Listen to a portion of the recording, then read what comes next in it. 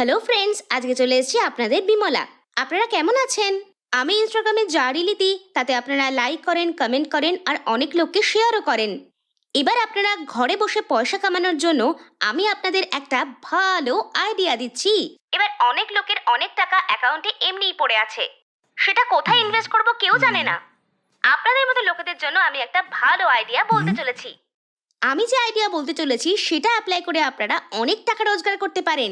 যেমন যদি আপনি 10,000 টাকা ইনভেস্ট করেন তো মাত্র একদিনের মধ্যেই আপনার 10,000 20,000-এ পরিণত হবে। হ্যাঁ, একদম আপনি ঠিক শুনেছেন, শুধু একদিনের মধ্যেই আপনার টাকা ডাবল হয়ে যাবে। ঠিক একইভাবে যদি আপনি 25,000 টাকা ইনভেস্ট করেন তো একদিনে 50,000 টাকা পাবেন, আর 50,000 টাকা ইনভেস্ট করলে একদিনে 1,00,000 টাকা। আমার এই কথা শুনে আপনারা আশ্চর্য হচ্ছেন না? ভিশন 420 নামের যে কোম্পানি আছে সেটা আপনাকে পয়সা কামানোর অনেক পদ্ধতি বলছে। যদি আপনার কোনো সন্দেহ হয় তো আজই আপনি 10,000 টাকা ইনভেস্ট করে দেখুন, কালকেই আপনার হাতে 20,000 টাকা পাবেন। আপনারা সবাই এতে ইনভেস্ট করে লাখ লাখ টাকা কামান, এটাই আমাদের উদ্দেশ্য। বিশদে জানার জন্য ডেসক্রিপশন বক্সে আমি লিংক দিয়ে দিয়েছি, চেক করে নেবেন ফ্রেন্ডস। By, thank you. আহা হা হা, কত টাকা ব্যাংকে পড়ে আছে, ওইখান থেকে নিয়ে একদিন 10,000 টাকা ঢেলে দিলে সহজেই 20,000 টাকা কামাতে পারবো। আর 20,000 টাকা দিয়ে দিলে আমি 40,000 টাকা কামাতে পারবো। আর আমি 1,00,000 টাকা ঢেলে দিলে আমি ডাবল টাকা একদিনে কামাতে পারবো। ইয়ে, ঠিক এরকম ভাবেই 1,00,000, 2,00,000, 3,00,000, 4,00,000, 5,00,000 টাকা করে লাইফে আরামসে সেটেল হয়ে যাব। ইয়াহু!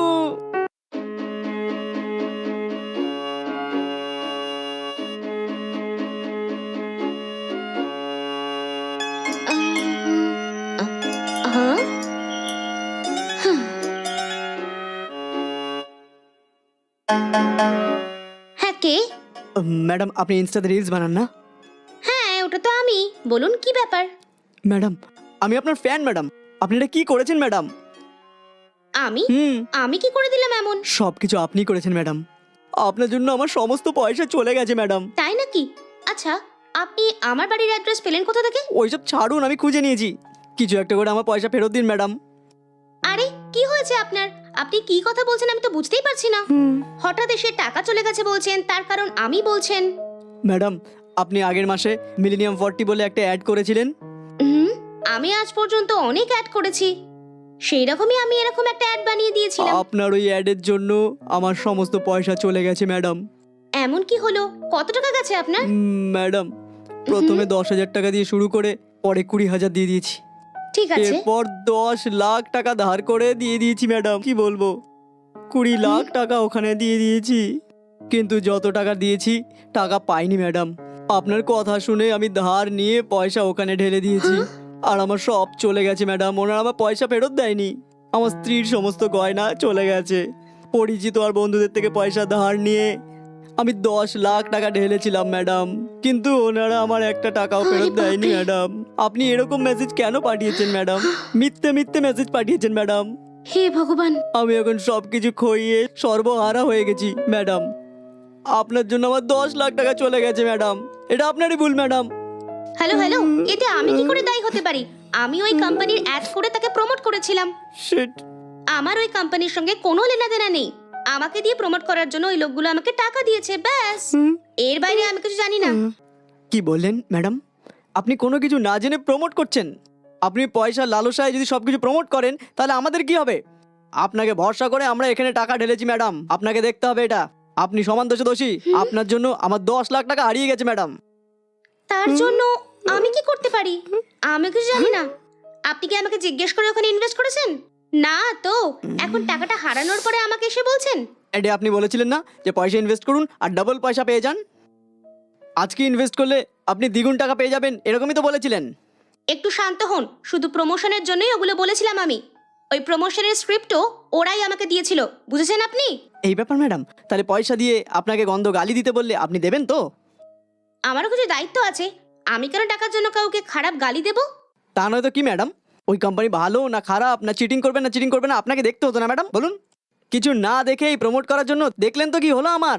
আপনার জন্য যত টাকা আমি রোজগার করেছিলাম সব টাকা জলে দিয়ে দিলাম, সব টাকা। দেখুন ওসব আমি কিছু জানি না। আপনি প্রথমে যান এখান থেকে। আমি যাচ্ছি ম্যাডাম, আমি যাচ্ছি। আর এখান থেকে বাড়ি না গিয়ে সোজা পুলিশ স্টেশন যাব। আপনার নামে কমপ্লেন করবো আর অ্যাকশন নিতে বলবো পুলিশকে। আপনার এই ফেক প্রমোশনের জন্য আজকে আমি পয়সা খইয়ে রাস্তায় বসেছি। নিজের পয়সার জন্য এরকম কাজ কখনো করবেন না ম্যাডাম। ওটা ভালো না খারাপ দেখেই প্রমোট করবেন ম্যাডাম। এ কি হলো? এর কথা শুনে তো লাগছে অনেক বড় প্রবলেম হচ্ছে।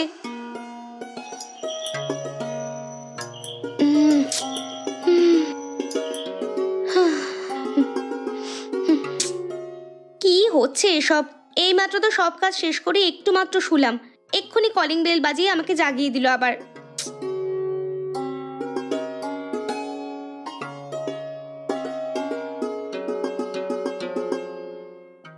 হ্যাঁ বলুন, কে? নিচে বোর্ডে দেখলাম যে টুলেট আছে, সেজন্য দেখতে এলাম ঘর আর কি। ও তাই নাকি? দাঁড়ান, আমি এক্ষুনি চাবি নিয়ে আসছি।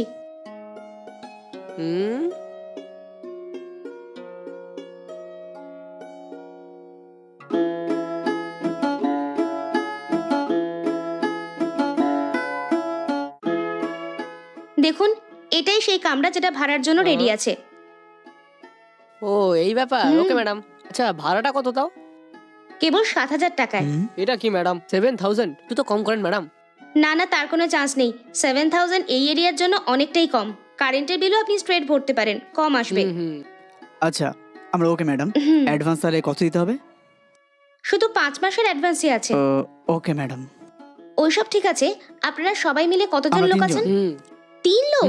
3 লোকের জন্য তো আমরা ঘর দেব না। যদি 2 জন লোক হয় তো বলুন, কারণ এখানে একটু ওয়াটার প্রবলেম হয়। যদি 3 জন লোক হয় তো বারবার মোটর দিয়ে জল ভরতে হবে, আমার দ্বারা এসব হবে না। ম্যাডাম কনসিডার করে দিন না ম্যাডাম, আমরা 3 জন একসাথেই থাকতে চাই। হুম। এই ঘরটা আমাদের আসলে পছন্দ হয়েছে ম্যাডাম, আর আমরা অ্যাডজাস্ট করে নেবো ম্যাডাম। একজনই তো অ্যাডজাস্ট করুন না। না না, 3 জন লোক হলে আমার স্বামীও মানবে না। শুধু 2 জন লোকের জন্যই আমরা ঘর দিচ্ছি। ম্যাডাম আমরা এখন 2 জন ঢুকে পরে আমরা আরেকজনকে নিয়ে আসতেই পারি ম্যাডাম, দেখুন। কিন্তু আমি প্রথমেই আপনাকে বলে দিয়েছি যে আমরা 3 জন আছি। আমার যা বলার আমি বলে দিয়েছি ম্যাডাম, এবার আপনার মর্জি।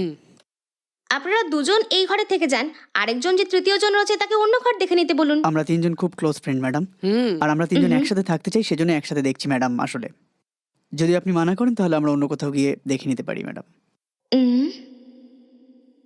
আচ্ছা ওকে আছে, আপনারা যখন এত করে বলছেন তো আপনাদের বন্ধুত্বের খাতিরে এই কথাটা আমি মেনে নিলাম। কিন্তু একটা শর্ত আছে। কন্ডিশন? ওটা আবার কন্ডিশন?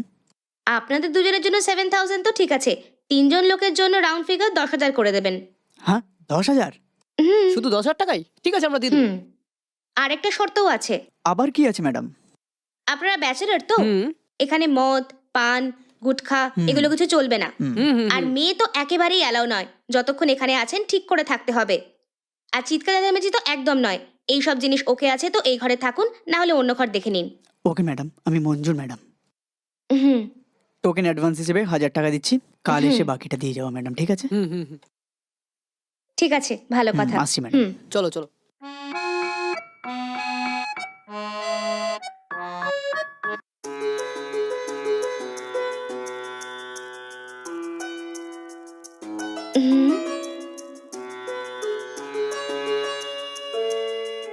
মা, ঘরে কেউ আছেন নাকি?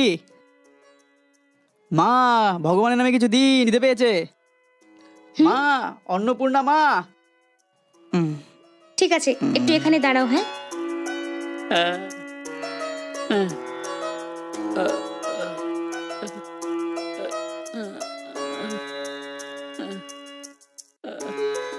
এই নাও, নিয়ে নাও। মা, এটা বিরিয়ানি? হ্যাঁ বিরিয়ানি আছে। হ্যাঁ, সকালে আপনি বিরিয়ানি বানিয়েছেন কি? খুব ভালো মা, শুক্রিয়া মা। এই বাহানায় একটু পয়সা দেবেন মা? তোমার জন্য এই বিরিয়ানি দিয়েছি, এটাই অনেক বড় কথা। যাও, এইটা কি পয়সা চাই কথাবার্তা? নাকি? চুপচাপ চলে যাও, না হলে এটা ফেরত নিয়ে নেব। না, এটা যথেষ্ট। হ্যাঁ, আবার এখানে চলে এসো না, এভাবেই চলে যাও, বুঝেছো কি? যথাজ্ঞা, আসছি মা। যাও যাও।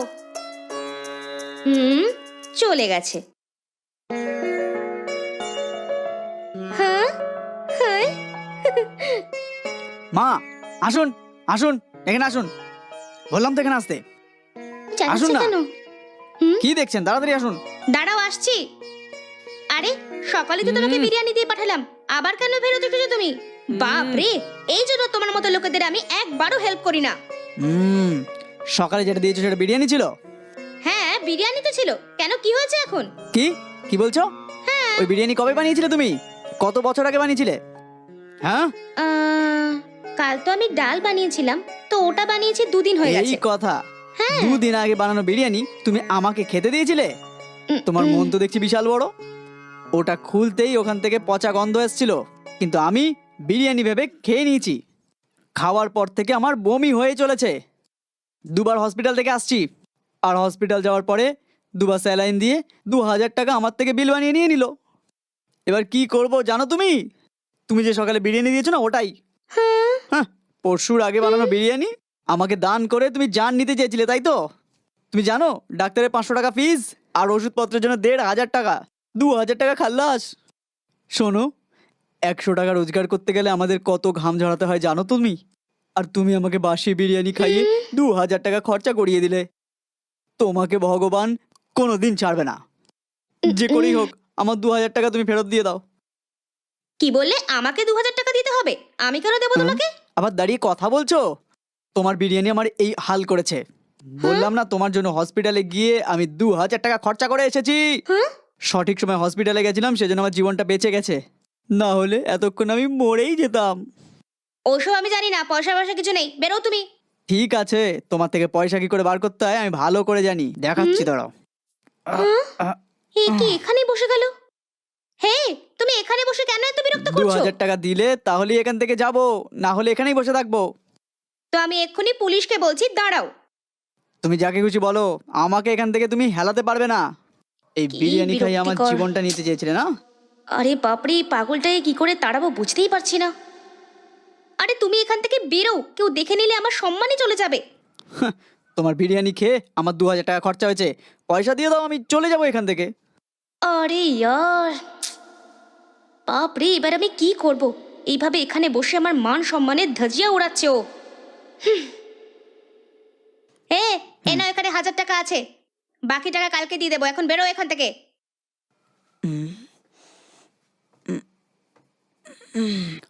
ঠিক আছে, একটা জরুরি কথা বলি তাহলে। কি? কেউ যদি ভিক্ষা করতে আসে না, তাকে ভালো খাবার খাইও, না হলে দেওয়ার দরকার নেই। এইসব দেখনদারি করে বাসি বিরিয়ানি খেয়ে আমাদের জীবনটা নিয়ে নেবেন না। আচ্ছা বলো, তোমার ঘরের লোক কোথায়? দেখতে পাচ্ছি না। ওই লোকটা রাতারাতি চিঠি লিখে অন্য একটা মেয়ের সঙ্গে পালিয়ে গেছে, বদমাশ। আমিও তো গেছিলাম। যদি এরকম বাসি বিরিয়ানি খাওয়াতে থাকো তাহলে তোমার সাথে থাকবে? এই জন্য ভালো কাউকে দেখেও চলে গেছে। ঠিক আছে, কালকে আসছি। 1000 টাকার জন্য যত ঝগড়া করেছে। ব্যাস এটাই বাকি ছিল।